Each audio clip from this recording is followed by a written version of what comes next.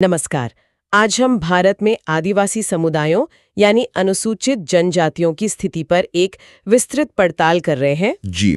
हमारे पास जो स्रोत सामग्री है उसमें भारतीय संविधान के अनुच्छेद है और साथ ही जमीनी हकीकत दिखाती कुछ रिपोर्टें भी। ये रिपोर्टें पिछले कुछ सालों में जो आदिवासी समुदायों के अधिकारों का हनन हुआ है या हिंसा की घटनाएं और जो व्यवस्थागत दिक्कतें हैं उन पर काफी रोशनी डालती हैं। तो हमारा इरादा आज यही है कि इन संवैधानिक वादों और जमीनी सच्चाइयों के बीच जो एक फासला दिखता है उसे समझें।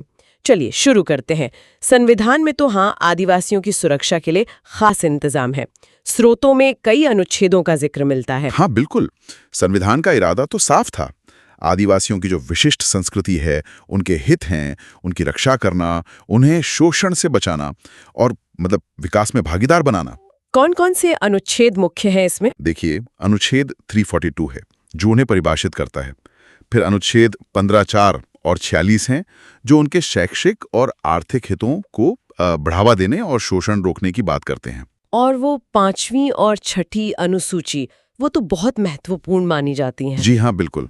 अनुच्छेद 244 के तहत ये आदिवासी बहुल क्षेत्रों में स्वशासन और नियंत्रण की एक विशेष व्यवस्था करती हैं उनकी स्वायत्तता के लिए।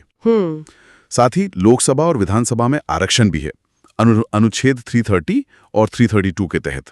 और निगरानी के लिए राष्ट्रीय अनुसूचित जनजाति आयोग भी है, अनुच्छेद 33A। तो मतलब कानूनी तौर पर एक मजबूत ढांचा है। हाँ, ढांचा तो मजबूत बनाया गया था। लेकिन जब हम जमीनी हकीकत देखते हैं तो कहानी बिल्कुल अलग दिखती है। स्रोतों में छत्तीसगढ़ के सिलगरे की फायरिंग का जिक्र है, 2021 की घटना। नागालैंड के ओटिंग में भी 2021 में हत्याएं हुई, असम में हिरासत में मौतें। ये सब तो बहुत चिंताजनक है। और ये तो कुछ ही उदाहरण हैं।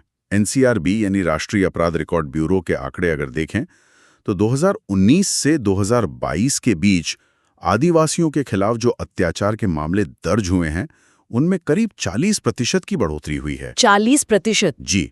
लेकिन इससे भी ज्यादा परेशान करने वाली बात यह है कि सजा मिलने की दर, मतलब दोष सिद्धि दर, वो सिर्फ 28% के आसपास है। सिर्फ 28%? हाँ।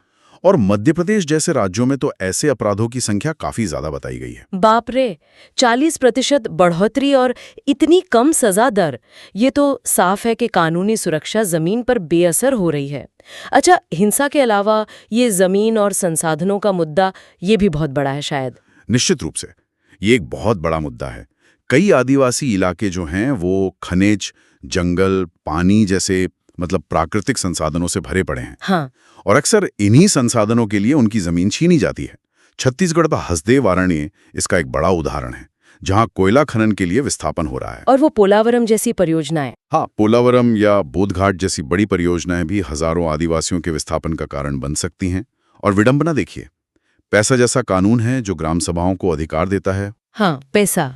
या वन अधिकार अधिनियम जो जंगल पर उनके हक को मान्यता देता है, उन्हें अक्सर विकास परियोजनाओं के नाम पर ताक पर रख दिया जाता है। और अगर कोई इन अधिकारों के लिए आवाज उठाए तो स्रोतों में कार्यकर्ताओं के दमन का भी जिक्र है। हाँ, ये भी एक दुखद पहलू है।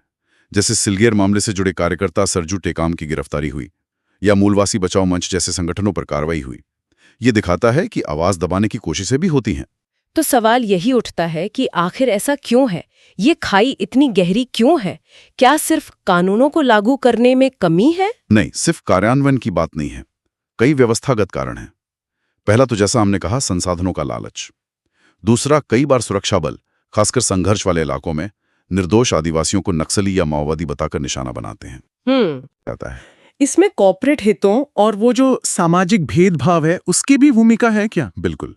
कई बार विकास के नाम पर कॉर्पोरेट और सरकारी हितों का गठजोड़ आदिवासी अधिकारों पर भारी पड़ जाता है और समाज में उनके प्रति वो पिछड़ेपन वाली धारणा, घृणा, अपराध, यौन हिंसा, ये सब भी गंभीर समस्याएं हैं। सही। और बुनियादी सुविधाओं की कमी तो है ही। स्कूल, अस्पताल, सड़कें। अभी केरल में कुछ आत्महत्या की घटनाएं हुई, वो भी इसी तरफ इशारा करती हैं। हाँ, इन सब का तो फिर सीधा असर उनकी आजीविका और शिक्षा पर पड़ता होगा। बिल्कुल सीधा असर पड़ता है। बड़ी परियोजनाएं आती हैं, उन्हें जमीन से हटा देती हैं, जंगल छीन लेती हैं, अक्सर बिना किसी ठीक ठाक पुनर्वास के। उनकी पारंपरिक आजीविका खत्म हो जाती है।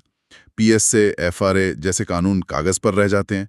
बजट आवंटन भी कम होता है या फिर भ्रष्टाचार की भेड़ चढ़ जाता है। और शिक्षा? शिक्षा में भी वही हाल। स्कूलों की कमी, गरीबी, अपनी भाषा और संस्कृति से अलग पाठ्यक्रम और मजबूरी में पलायन, ये सब बाधाएं हैं।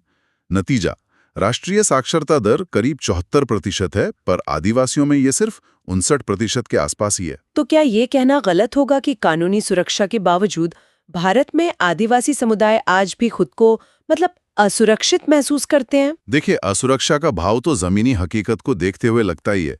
विस्थापन, हिंसा, भेदभाव। और इसमें उनके अपने चुने हुए नेताओं की क्या भूमिका रहती है? कई बार वो उतने प्रभावी क्यों नहीं दिखते? हाँ, ये भी एक अहम सवाल है।